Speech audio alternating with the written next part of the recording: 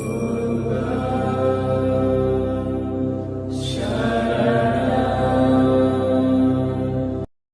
Hello.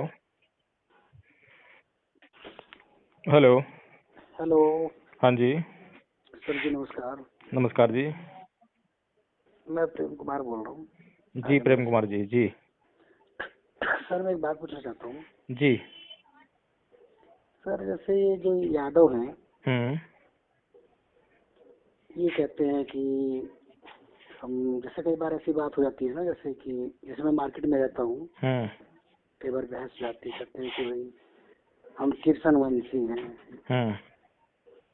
तो लेकिन किर्सन यादव थे कि मतलब अ, ठाकुर थे, क्या थे, लेकिन ये क्यों कहते हैं कि मैं किर्सन वंशी हूँ?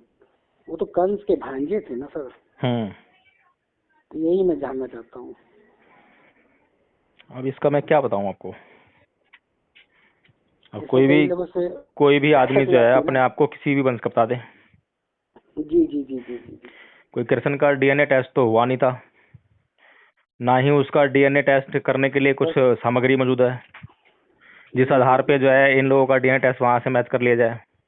जी जी जी जी जी तो अब तो कुछ भी हवा में बात कर लो, जी।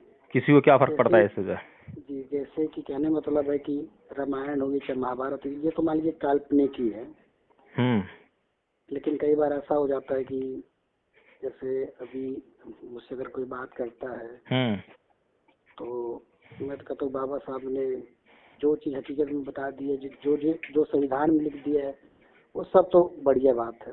हम्म। लेकिन कभी यादव से कभी बहस हो जाती है, कहता हम तो किर्सन वंशी है। तो मैंने कहा भाई तुम किर्सन वंशी हो ठीक है, लेकिन वहां से तो ये तो मैंने पढ़ा ही है कि भाई वहां से बच्चा जो कंस थे और उनकी जो बहन थी, वहां से बच्चा इधर आया, हम्म।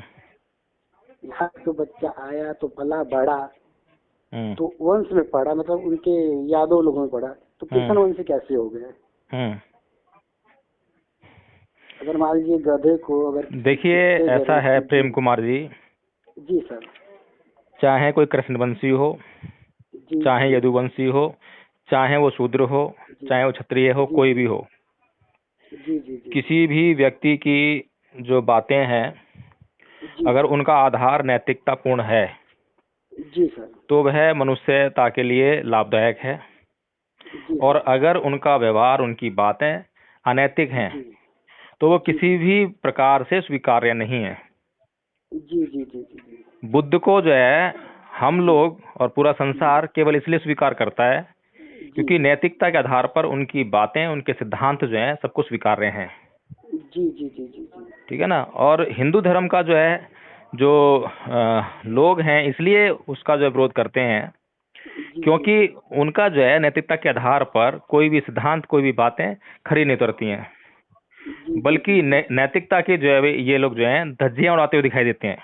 जी जी जी जी इनकी कथा कहानियों में, इन्हीं के द्वारा रची हुई कथा कहानियों में, जी जी जी ठीक है ना, इन्होंने अपने आप कथा कहानी बनाई है वो, जी लेकिन उसमें भी ये साबित नहीं कर पाते हैं कि वो मनुष्यता के लिए किस प्रकार से कल्याणकारक हैं। जी जी जी जी जी तो इसीलिए मतलब जो है इन बातों में बेफिजूल की बहस में पड़ना बेकार है कि वो कृष्णवंशी थे, यदुवंशी थे, क्या मिलना है इस बात से जो है। जी सर। हाँ ये तो जो बात है कि इंसान नहीं देखो। बन सके, जी जो अपना अहंकार नहीं छोड़ सके, जी जो इंसानों में ऊंचा नीचा होने का जो है गौरव या घमंड पैदा करते हैं, जी जी जी जी तो उनके जो है कथन, उनकी बातें किसी भी प्रकार से स्वीकार्य नहीं है। जी जी सबसे पहला तो मापदंड यही है कि क्या वह इंसान है या नहीं है, मनुष्य भी होने लायक है कि नहीं है। जी जी जी जी जी। तो मनुष्यता की श्रेणी में आने तक की तो औकात नहीं है। और ये लोग हम्म। दम्भ भरते हैं कि हम इतने ऊंचे हैं, इतने महान हैं। कहाँ की महानता, काहे का ऊंचापन सही है। बात है। जो सबसे छोटा काम है मनुष्य बनना, जी जी मनुष्य जी बनने जी के लिए कुछ नहीं करना पड़ता, बिल्कुल जी है बिल्कुल। ना। कोई पहाड़ नहीं खोदना है मनुष्य बनने के लिए, सिर्फ सदाचार का पालन करना है, सत्य बोलना है, झूठ नहीं बोलना, बस बड़ी सिंपल सी बात है। वो तक नहीं कर पाते हैं ये लोग जो है। जी जी जी जी। तो जैसे आज किसी से बहस होगी सर ना, बहस मत करिए तो किसी से भी। मतलब बहस नहीं, वैसी नॉर्मल बात होगी थी। जैसे वो बोले कि हम कृष्ण वंशी हैं, तो मैंने कहा कि अरे यार ये बताओ कि अगर बकरी को भेड़ के घर अगर पाला जाए।